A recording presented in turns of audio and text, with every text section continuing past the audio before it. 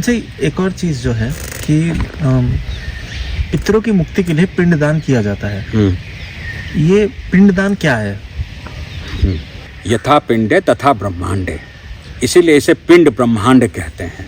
तो इस पिंड ब्रह्मांड को आप एक जगह पर दान कर देते हैं बृहत ब्रह्मांड में मिल जाने हेतु, उसे पिंडदान कहा गया। उसे पिंडदान कहते हैं कि इस पिंड ब्रह्मांड को बृहत ब्रह्मांड में और बृहत ब्रह्मांड से एकाकार हो जाने दो, उस प्रक्रिया को पिंडदान कहा गया।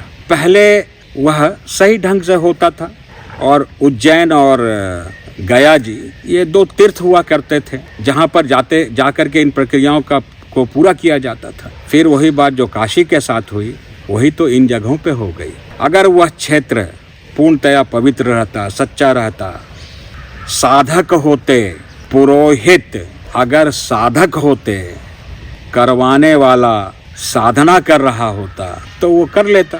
अच्छे से मुझे एक घटना याद आ गई। किसी भी डॉक्टर के पास जाने से, चूंकि उसने वस्त्र पहन रखा है डॉक्टर का, आला लटका रखा है, तो वह डॉक्टर है नहीं।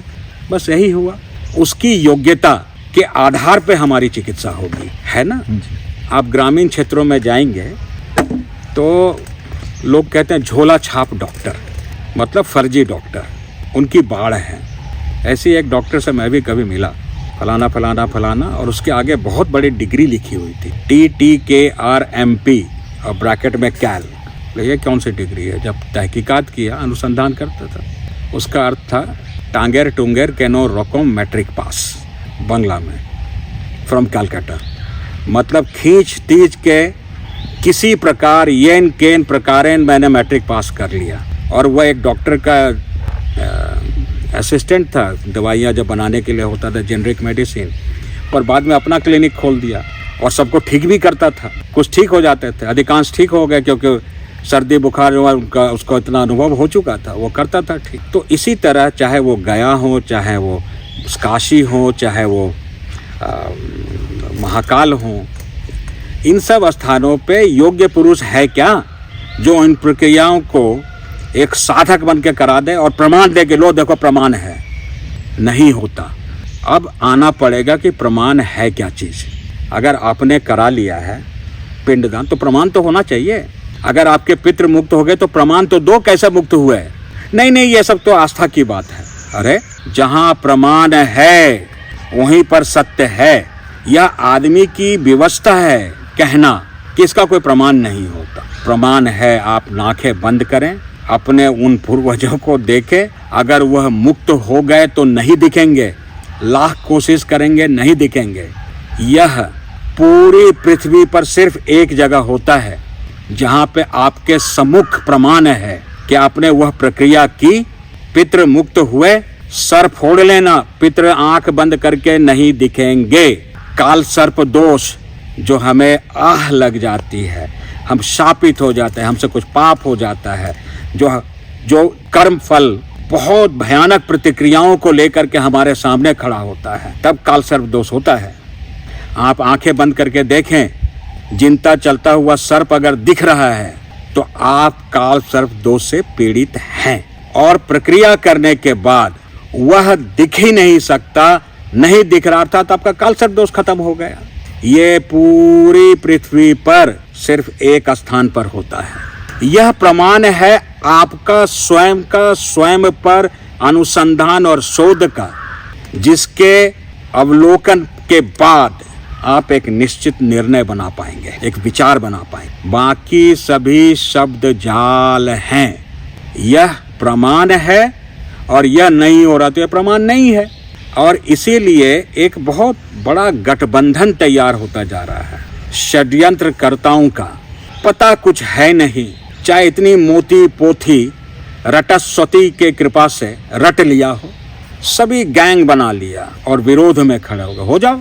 लेकिन जो उस रास्ते पे चलना चाहता है उसके लिए तो मार्ग उपलब्ध है ना। बस इतनी सी बात है। यस सेंसेई, आपने कहा कि पृथ्वी पर सिर्फ एक ही जगह आज के समय में मुक्ति हो रही है। उस जगह के बारे में बताइए।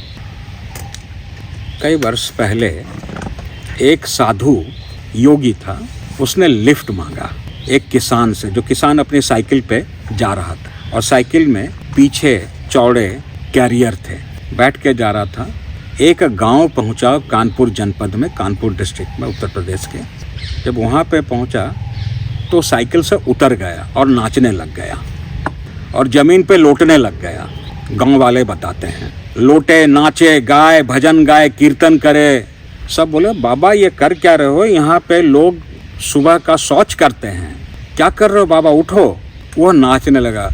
उसने कहा, यहाँ एक महापुरुष आएगा और यह स्थान पर एक दिन पूरे विश्व को नतमस्तक होना पड़ेगा। तब कुछ नहीं था वहाँ। यह कोई भी व्यक्ति जा कर के उस गांव वाले से, वहाँ के गांव के जो बुजुर्ग हैं, उनसे बात करके इसकी पुष्टि कर सकता है, जवानों से नहीं। वो तो पैदा भी नहीं हुए थे। कई वर्षों के बाद गुरुदेव वहाँ आए और जब उस ज़मीन को खरीदा और आज वहाँ आश्रम है, स्वयं के मेहनत के पैसे से, बगैर किसी दान चंदे के। वह स्थान कानपुर से, कानपुर के पास ही, कानपुर जिला में करौली ग्राम के नाम से विख्यात है। यह वह स्थान है। मैं स्वयं अपना अनुभव बता सकता हूँ, शेयर कर सकता हूँ।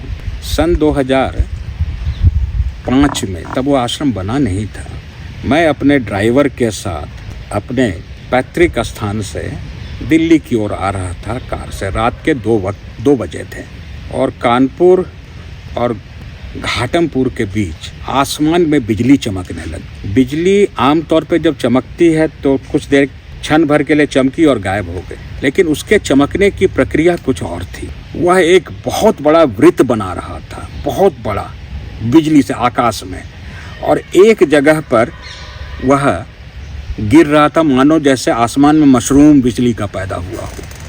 मैं समझ नहीं पाया। ऐसा नहीं था कि सिर्फ मुझे ही दिख रहा था, संजय मेरा ड्राइवर, उसे भी दिख रहा था। बोला, संजय तुम्हें भी दिख रहा है? बोला, हाँ, ये क्या तो चमत्कार है, यह कैसे हो रहा? और हम वहाँ खड़े रहे, करीबन 15 मिनट तक यह कार्यक्रम चलता रहा। यह हमें तब पता नहीं था। 10-11 साल के बाद उस स्थान को गुरुदेव ने खरीदा और वह स्थान आज करौली धाम के रूप से विख्यात है। मैंने आकर के अपने बाकी गुरु भाइयों को, उस वक्त हमारे गुरु कोई और थे, जो पहले के गुरु थे जिन्होंने शरीर त्याग दिया, जब उनसे चर्चा किए तो उन्होंने बताया आगे भविष्य की घटनाक्रम। और फिर 2007 में हिमालय के महापुरुष आए, बहुत सारी घटनाएं हैं। उन्होंने इशारा कर दिया, संकेत कर दिया, विस्तार से बता दिया, दढ़ियालों के चक्कर में मत फंसना। और फिर धीरे धीरे घटनाक्रम ने बाबा की ओर मोड़ दिया, जो दाढ़ी मूछ नहीं रखते थे, गुरुदेव जो दाढ़ी मूछ नहीं रखते हैं। तो इस तरह से वो स्थान की महिमा यह है, और उस स्थान की महिमा यह है जिसके अनेक प्रमाण प्रतिदिन कोई भी व्यक्ति देख सकता है।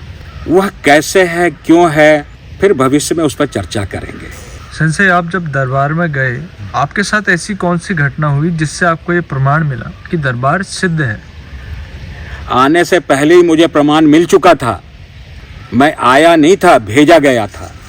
मैं चिकित्सा करवाने नहीं आया था, मैं अपनी साधना को आगे बढ़ाने आया, पूर्ण गुरु की तलाश में आया, पूर्णता के रास्ते पर चलने को आया। और जीवन के प्रत्येक क्षण में प्रमाण ही प्रमाण है। प्रमाण को देख करके नहीं, प्रमाण तो ऑक्सिलरी है, उनके लिए जो प्रमाण ढूंढ रहे हैं। जहाँ पर चीज़ें प्रमाणित है वहाँ प्रमाण की आवश्यकता क्या। लेकिन एक बात सत्य है, समर्पण। और एक चीज़ जान लेना, जहाँ कोई रास्ता नहीं बचता, जहाँ कोई विकल्प नहीं बचता, कुछ भी नहीं रहता, तब जा कर के समर्पण पैदा होता है। मेरे भी जीवन में एक दौर ऐसा आया जब लगा सब खत्म, जीवन खत्म। और वहाँ पहुँचते ही और सर झुकाते ही फ़ोन की घंटियाँ बजनी शुरू हो गईं, और जो जीवन पाताल में पहुँच चुका था वो आसमान पे उड़ गया। जो समस्याएं थी वो छूमंतर हो गई। यह मेरा अनुभव। मेरे अनुभव से तुम्हें क्या लेना? आप स्वयं अनुभव कीजिए, आपका अनुभव आपका होगा। मेरी यात्रा मेरी है, मेरे कष्ट मेरे हैं, जीवन प्रकृति किन किन जगहों से गुजार रही है वह तो व्यक्ति विशेष पे कार्य हो रहा होता है, और उस अनुसार आप अपनी अपनी भूमिका निभाते हैं। आप पूरी प्रकृति को समझें, उसकी कार्यप्रणाली को समझें, आप हैरान हो जाएंगे अच्छा कौन बुरा कौन, सब में एक ही मौन। देव कौन दानव कौन, सब में वही शक्ति है मौन। और सब कार्य में हैं, सब भूमिकाओं में हैं, अपनी अपनी भूमिकाओं में। जो पक्ष में है वह एक भूमिका निभा रहा है, जो विपक्ष में है वह अपनी भूमिका निभा रहा है, जो श्रद्धा वक्त आ रहा है वह अपनी भूमिका निभा रहा है, जो संशय पैदा कर रहा है वह अपनी भूमिका निभा रहा है। सब अपने अपने कार्य कर रहे हैं। हम इसमें ना उलझें। जहाँ बेईमानी है वहीं तो ईमानदारी का महत्व है। जहाँ झूठ मक्कारी फरेब का आतंक है वहीं तो सच्चाई का आनंद है। अगर वो हो ही ना तो पता ही ना चले तो व्यक्ति हर कोई ठीक, गलत भी सही और सही भी सही, क्योंकि हर चीज अपनी अपनी भूमिका में है। चोर पुलिस का गुरु है। चोर नायाब तकनीक इस्तेमाल करता है, पुलिस पे धीरे धीरे अनुसंधान करके उसको खोज पाती है। हर कोई अपनी अपनी भूमिका में है। अगर बहुत व्यापक दृष्टि रख करके देखेंगे तो ये चीज़ और स्पष्ट हो जाएगा। सेंसाई, आज संसार में इतने पाखंडी आ गए हैं जिन्होंने असलियों की जो असली हैं उन्हीं की तरह उनसे बेहतर दिखावटी दरबार खोल लिए हैं। इन सब के बीच में एक साधारण मनुष्य दरबार को, सही व्यक्ति को, सही संत को, सही साधक को कैसे पहचाने? अगर तुमने पहचान लिया तो फिर उनकी तो जरूरत ही नहीं है। अगर कोई व्यक्ति गुरु को जांच लिया तो फिर गुरु की क्या जरूरत हो, तो उससे बेहतर हो गया ना। फिर क्या रास्ता है? प्रकृति के एक सिद्धांत को स्पष्टतया समझ लो। जो तुम चाहते हो वही तुम पाते हो। बस इस पे गहनता से विचार करें आप सभी। आपकी जो चाहत होगी वही आपको मिलेगा। आप खुद नौटंकीबाज होंगे तो नौटंकी से सामना होगा। आप सत्य के खोजी होंगे तो आपका सत्य से साक्षात्कार होगा। पहचानने की कोई विधि नहीं है। हमारी साधना 2001 में प्रारंभ हुई गंभीर रूप से।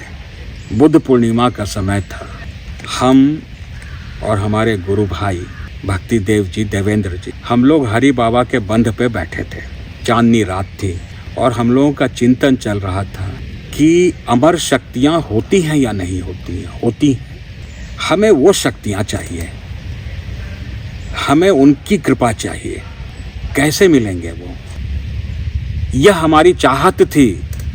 फिर रास्ता ढूंढा कि हम उन्हें नहीं ढूंढ सकते, वही हमें ढूंढ सकते हैं।